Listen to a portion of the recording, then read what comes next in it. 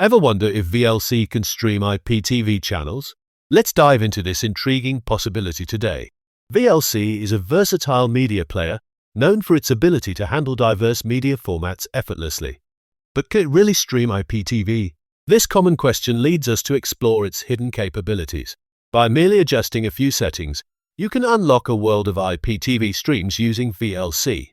First, you'll need an M3U playlist containing the IPTV links you want to access hassle-free. Drag and drop your M3U file into VLC to see the magic, without any complicated setups. Now enjoy a multitude of channels, from international to local, right from your VLC player.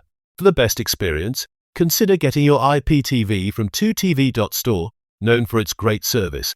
2tv.store offers an impressive array of channels, catering to different preferences and interests easily. Position yourself at the forefront of technology with this brilliant combination of VLC and IPTV. If you're seeking seamless integration, this method provides an effective solution for all tech levels. VLC paired with IPTV offers an exciting window to the world, now just a couple of clicks away.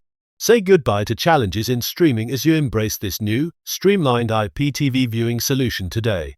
And don't forget, a simple setup like this can revolutionize how you consume media content.